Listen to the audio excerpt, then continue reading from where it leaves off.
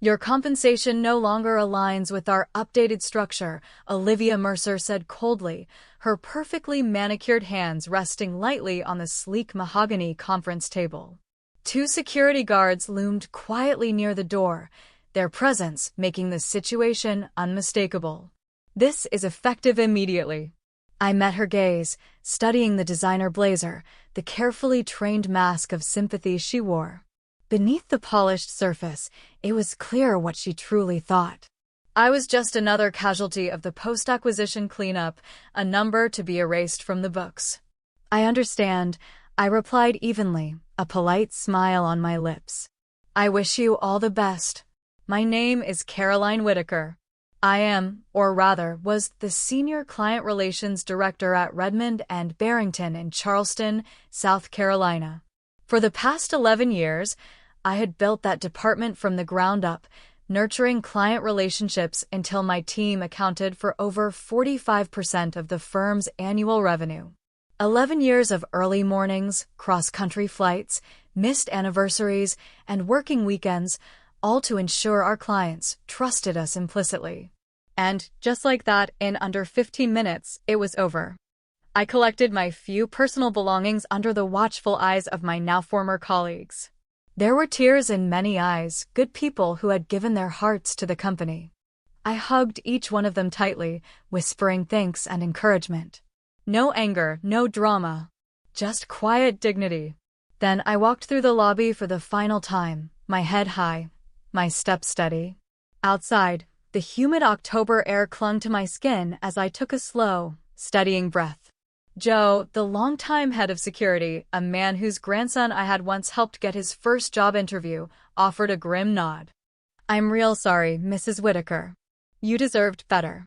It's all right, Joe, I said, forcing a reassuring smile. Sometimes life gives us the push we didn't know we needed. But once I slid into my car and shut the door, the full weight of reality crashed down. I had given everything to Redmond and Barrington. I'd missed my sister's wedding, worked through a bad case of the flu to save a major account, and postponed countless personal dreams for the good of the company. I had believed, foolishly perhaps, that loyalty would be repaid in kind. When the merger with Ashford Global was announced 3 months ago, I had my doubts. Ashford had a ruthless reputation: buy profitable companies, gut them for short-term gains, and move on. But our board, desperate for a payday, had promised us that our culture and integrity would be preserved. Now, the truth was undeniable. This wasn't about my compensation. Olivia Mercer wanted my book of business, the client relationships I had poured my life into, without the bother of keeping me around. She thought clients were as easily transferable as paper contracts. She was about to find out otherwise. The first phone call came before I even finished unpacking my small box of office memories. It was Walter Grant, CEO of Grant Logistics, one of Redmond and Barrington's biggest accounts. Caroline, what the hell happened? He barked, his southern drawl thick with outrage. I just heard you're gone.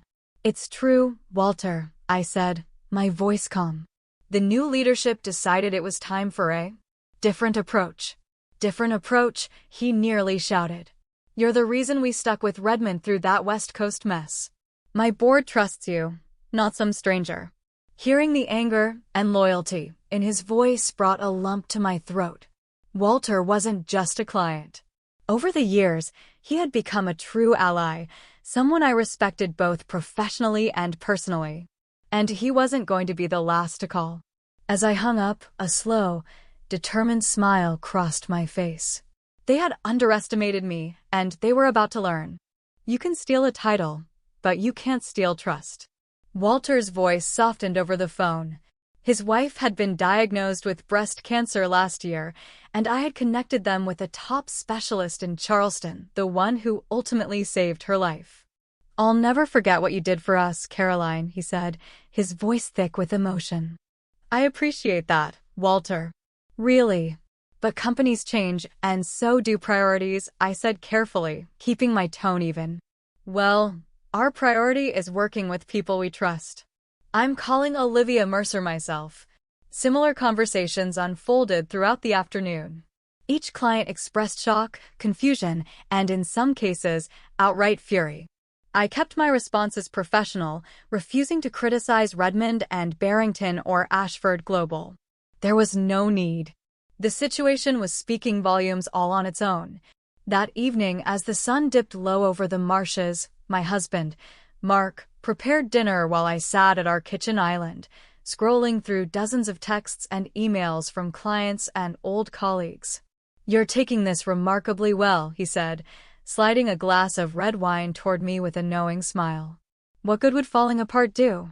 I replied, although the truth was far more complicated. From the moment the merger had been announced, I had suspected this might happen. Ashford Global had a well-known strategy: acquire healthy businesses, slash payroll by cutting high-cost relationship managers, and hope clients stayed out of habit. It worked often enough to keep them profitable, but this time, they had miscalculated badly. What Olivia Mercer didn't understand was that my clients weren't loyal to Redmond and Barrington. They were loyal to me. I wasn't just a department head. I was the one who answered their frantic calls at midnight when supply chains collapsed. The one who remembered anniversaries and children's birthdays without needing a CRM reminder. The one who anticipated problems before the client even knew they had one. "So, what's your plan?" Mark asked, sitting across from me, his fork paused midair. He knew me too well to think I was going to sit idle. I took a sip of wine, weighing my options. The non-compete clause in my contract was tight, very tight, but not impossible. And more importantly, I already knew which clients would be waiting the day it expired. For now, I said with a sly smile, I'm going to take a long overdue break. Maybe we've finally booked that trip to Portugal we've talked about. Mark chuckled, but he could see the gears turning in my head. News of my termination was moving through Charleston's business community like wildfire. By morning, my phone was buzzing nonstop, former colleagues, clients, even a few competitors reaching out in disbelief. I spent the day organizing my home office, returning calls, and reassuring key contacts. Around noon, my former assistant, Eliza, called. "It's chaos here," she whispered. "Olivia's been in meetings all morning. Walter Grant, Kilmer Shipping, and Eastwood Holdings, they've all called demanding answers." "That sounds stressful," I said lightly, barely masking my amusement. "Caroline," she continued urgently, "she's telling everyone you demanded an outrageous compensation package after the merger, that you refused to cooperate." I laughed softly. Funny, considering I was never even given a chance to negotiate. "Everyone knows it's a lie," Eliza said fiercely. "Your team is furious. People are polishing up their resumes as we speak." After we hung up, I leaned back in my chair, contemplating. Olivia was already rewriting history to protect herself. It was predictable and incredibly short-sighted. The clients trusted me, not the company. Not anymore. Later that afternoon, as I was sorting paperwork, there was a knock at the front door. And when I opened it, I wasn't at all surprised to find who was standing there. Standing on my front porch was none other than Samuel Eastwood, the 80-year-old founder of Eastwood Holdings. "I hope I'm not intruding," he said, leaning slightly on a polished cane. "But there are some conversations better had face-to-face." I quickly invited him in, leading him to the sitting room and putting on a kettle for tea. Samuel had been my very first major client when I joined Redmond and Barrington over a decade ago. He had taken a chance on me when I was still green, trusting me when few others would. Over the years, that professional trust had blossomed into something more lasting, a friendship rooted in respect. As he settled into the armchair, cradling a steaming teacup in his weathered hands, he got right to the point. "I spoke with Olivia Mercer this morning," he said, his tone sharp despite his age. "She gave me some story about restructuring and compensation realignment." "That seems to be the official line," I said evenly. Samuel chuckled dryly, setting down his cup with a decisive thud. "Caroline, I've been in business for over half a century. I know when someone's trying to peddle a load of nonsense."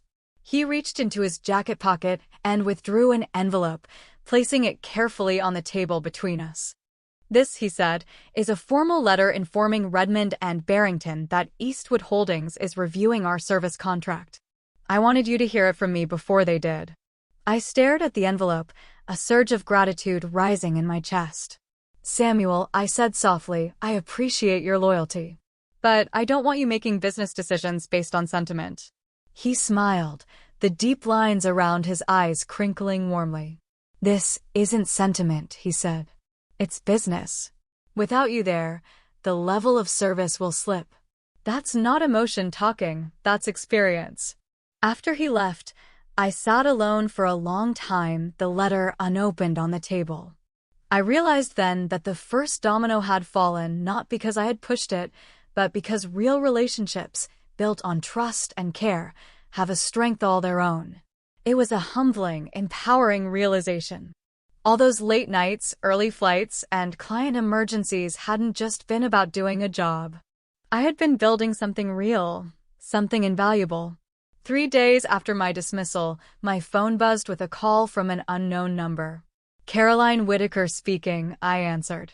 Ms. Whitaker, this is Lauren Simmons from Ashford Global's legal department, a clipped, formal voice responded. We've noticed some irregular activity among key accounts and would like to discuss it with you. I moved to the window of my home office, watching the golden sunlight catch the fiery red and orange leaves of the maple in our front yard. I'm not sure how I can help, I said calmly. I no longer work for the company. Yes, but we have reason to believe you may be contacting former clients and violating the terms of your non-compete. I had anticipated this. Olivia Mercer was feeling the heat and looking for a scapegoat. I haven't solicited any business, I replied truthfully. I haven't reached out to any clients. If anyone has contacted me personally, that's entirely their decision. Lauren's tone hardened. We believe you are actively undermining the company. That's simply not true, I said, steady and unbothered.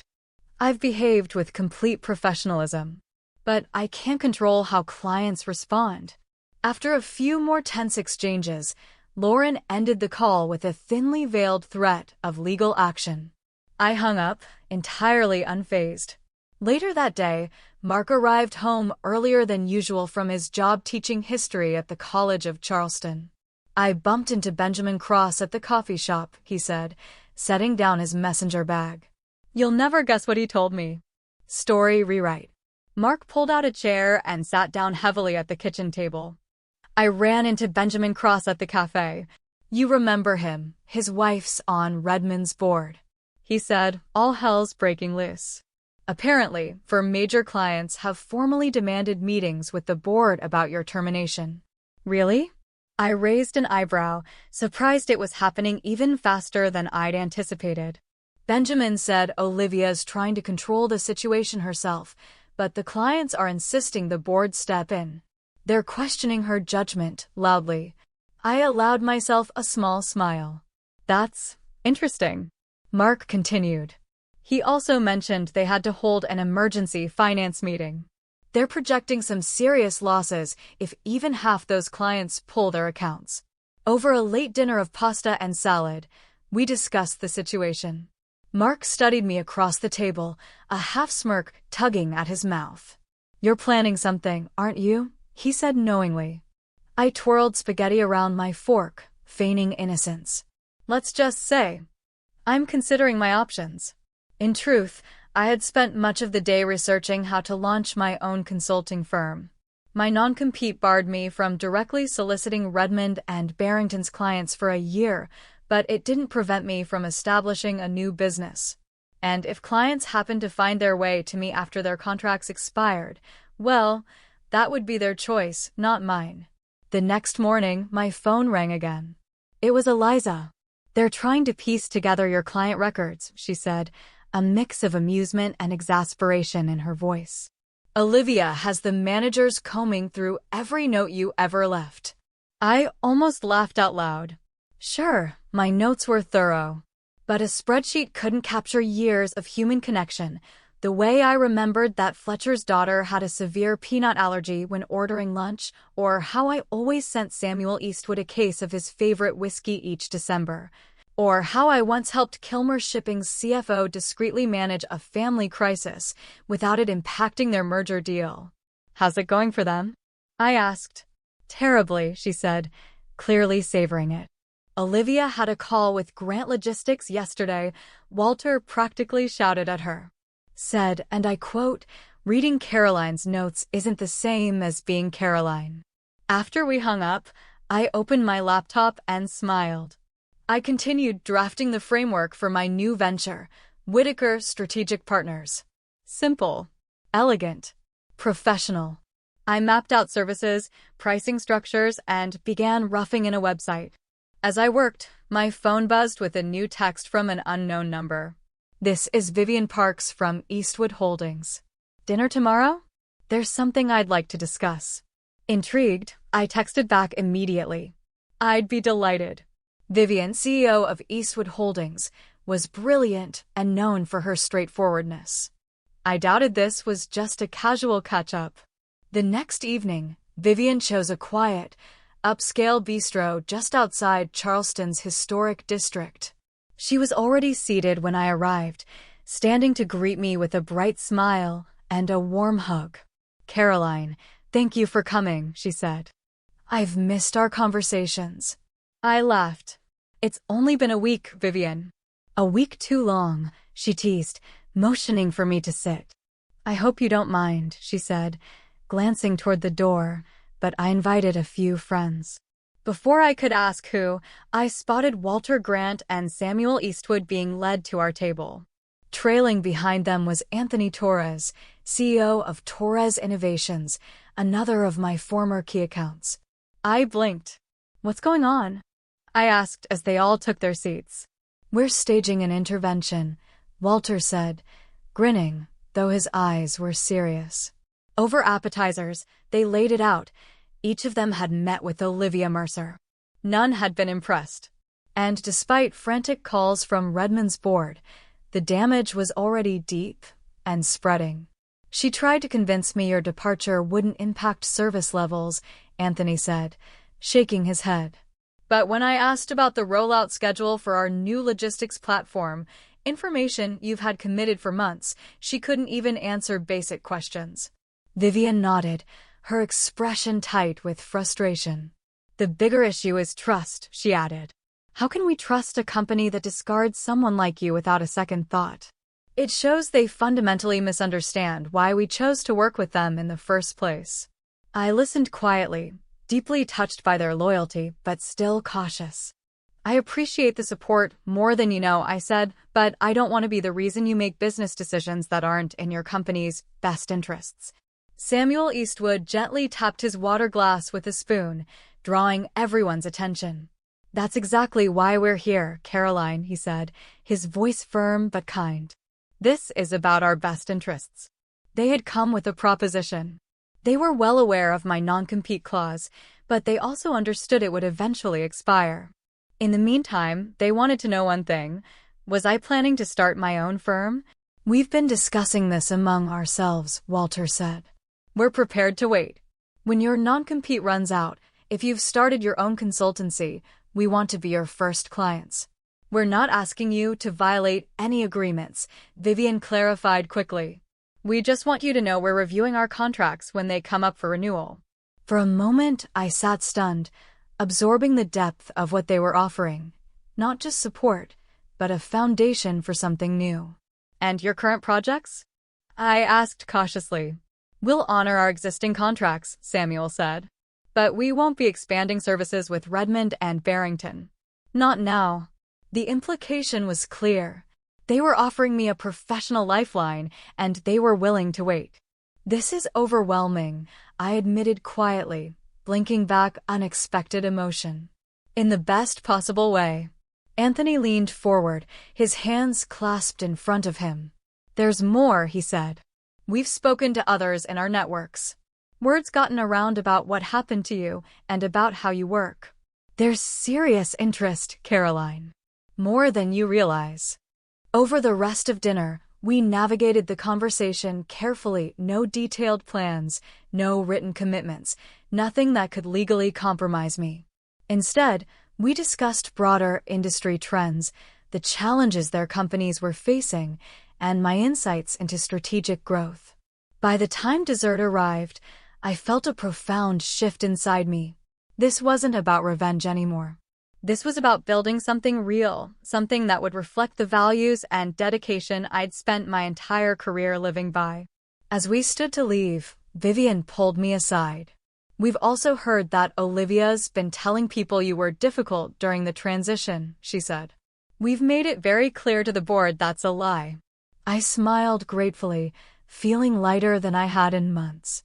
Driving home through the quiet streets of Charleston, the city lights reflecting off the water, I knew with absolute certainty. I wasn't finished. I was just getting started.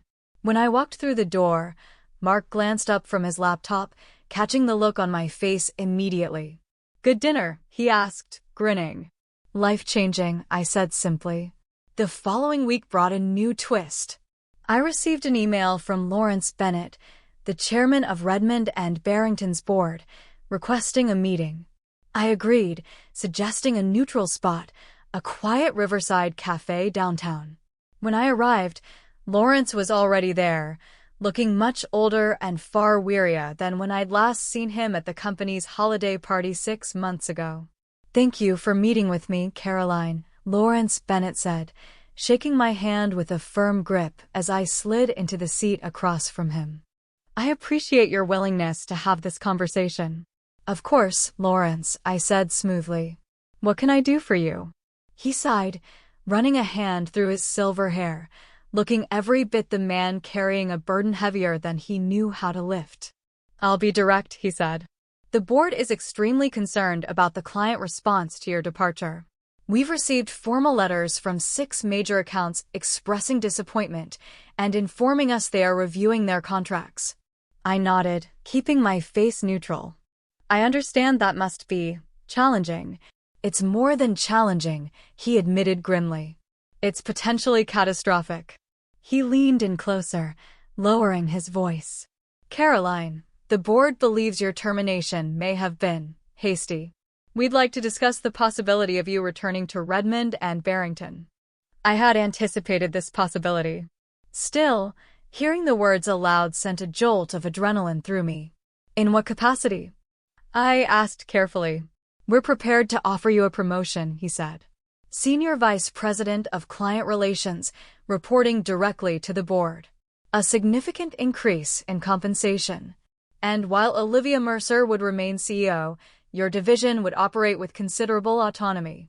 I sipped my coffee slowly, weighing the offer. It was tempting, not just financially, but emotionally. A vindication.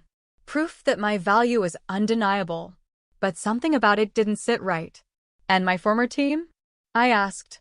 "What happens to the people currently trying to manage my accounts?" Lawrence hesitated.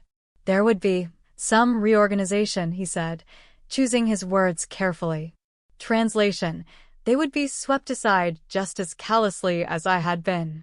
I nodded slowly, feeling the familiar chill of disappointment.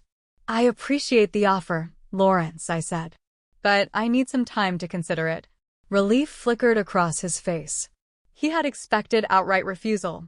"Of course," he said. "Take the weekend."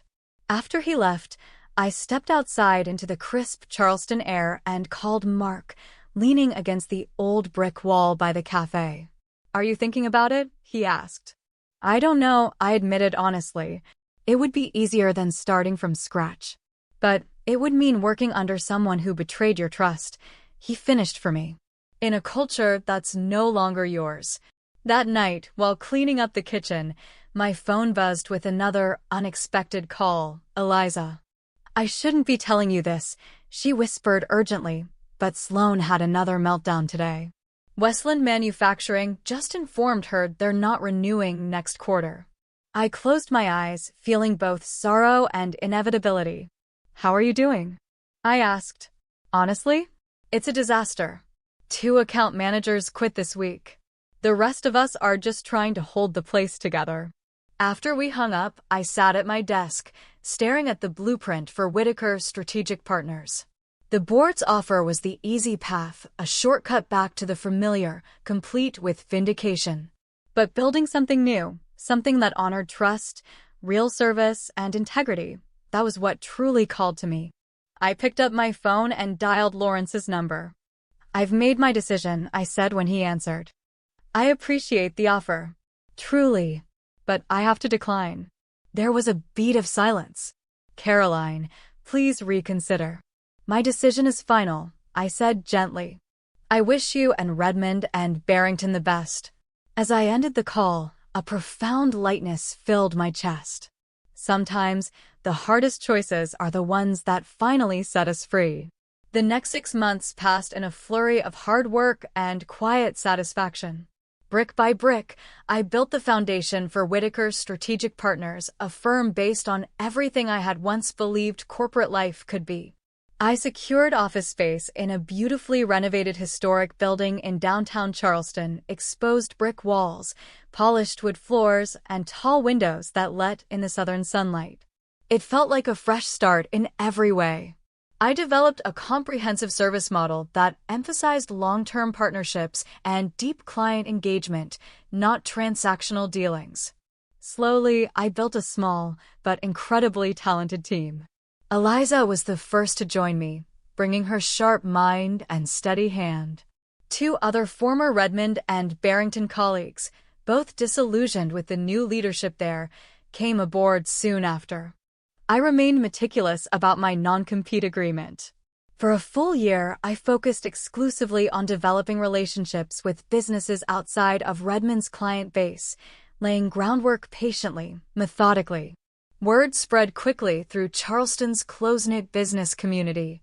Before long, I found myself fielding inquiries from companies I'd never even approached, firms that had heard whispers of the way I worked, the relationships I built, the results I delivered. Meanwhile, Redmond and Barrington's situation worsened by the week. Through the grapevine, I heard that Grant Logistics had slashed their contract by 60%. Eastwood Holdings shifted all new projects to competing firms. Westland Manufacturing chose not to renew their contract at all. The morning my non-compete officially expired, I woke up feeling oddly calm. This was the day I'd been working toward for 12 long months, but there was no need for fanfare. The seeds had already been planted. The harvest was about to begin. I arrived at the office early, coffee in hand, savoring the quiet confidence that came from preparation. I had just settled at my desk when my phone rang. "Is today the day?" It was Walter Grant, straight to the point. "It is," I said, smiling. "Excellent. I'm sending over the contract we discussed. We've been holding this project for you." By noon, I'd fielded similar calls from Vivian Parks, Samuel Eastwood, and Anthony Torres. By the end of the week, Whitaker's Strategic Partners had secured contracts with 5 former Redmond clients, representing nearly $2 million in annual revenue. I hadn't poached a single client. I hadn't needed to. They had found their way to me, just as we had quietly planned that night over dinner 6 months earlier. But the most satisfying moment came when Eliza forwarded an email to my new company address. It was from Olivia Mercer herself. She wanted to schedule a meeting to discuss potential collaboration opportunities. I sent a polite but firm decline. 1 year after my termination, Whitaker Strategic Partners had blossomed into a thriving firm of 15 team members, serving 22 clients across industries from logistics to healthcare to tech. We had already outgrown our original offices and moved into a larger space, overlooking the Cooper River. One afternoon, as I was reviewing quarterly projections, Eliza knocked lightly on my office door. "You have a visitor," she said, looking uncomfortable. "It's Olivia Mercer." I raised an eyebrow. "I don't recall scheduling an appointment with her." "You didn't," Eliza said. "She just showed up." I sighed, setting down my paperwork. "Send her in." Olivia entered looking nothing like the poised executive I remembered. Gone was the designer power suit and air of effortless authority. In its place was a strained smile and an undercurrent of desperation. "Caroline, thank you for seeing me," she said quickly, taking the chair opposite my desk without waiting for permission. "What can I do for you, Olivia?" I asked coolly. She drew a breath. "I'll be direct. Redmond and Barrington is struggling. We've lost 40% of our revenue since you left. The board is considering a sale." I remained silent, waiting. "I wanted to propose a merger between our companies," she continued. "Your client relationships and our infrastructure could be powerful together. You would, of course, take a leadership role." The irony nearly made me laugh. "A merger," I repeated. "Yes," she said quickly. "With you in charge of client strategy." I studied her, seeing the fear behind the proposition. This wasn't a partnership proposal. It was a survival plea. "I'm afraid that won't be possible," I said after a pause. "Our companies have fundamentally different values. I wish you and Redmond and Barrington the best, Olivia. But my answer is no." As she stood to leave, her shoulders sagging in defeat, I felt no triumph, no gloating, only peace. It wasn't vindication I felt, just a quiet, steady confirmation that I had made the right choice in building something new, rather than trying to salvage what was already broken. The true revenge wasn't in watching Redmond and Barrington falter. It was in the thriving success of Whitaker Strategic Partners, a company I had crafted with intention and integrity. I hadn't proven my worth through confrontation or bitterness. I had proven it through perseverance, consistency, and an unwavering commitment to genuine relationships. The lesson was simple but profound. Sometimes, the most powerful response isn't battling the past, it's boldly moving forward. And in that forward momentum, I found something far greater than success. I found fulfillment. I found freedom. And I finally found myself. If you've made it this far, I just want to say thank you for sharing this journey with me. Building Whitaker Strategic Partners wasn't just about creating a business. It was about reclaiming my voice, my values, and my future. If my story resonated with you, I would love for you to leave a comment below. Tell me, have you ever had to walk away from something broken to build something better? Have you ever chosen faith in yourself over the easy way back? Your experiences matter. Sharing them might inspire someone else who's standing at the same crossroads right now. And if you believe in standing up for your worth without bitterness, if you believe in moving forward with dignity, strength, and a vision for something greater, please support this channel by liking this video, subscribing, and sharing it with others who might need a little encouragement today. Here's the advice I want to leave you with. When life pushes you out of a place you thought you belonged, don't rush to force your way back in. Sometimes rejection isn't a punishment, it's a redirection. Instead of clinging to what's crumbling, dare to build something new. You don't need to fight every battle to win the war. Sometimes, your greatest victory is in refusing to look backward and putting all your energy into the future you truly deserve. Trust yourself. Honor your own story. And remember, moving forward, not fighting back, is the real revolution.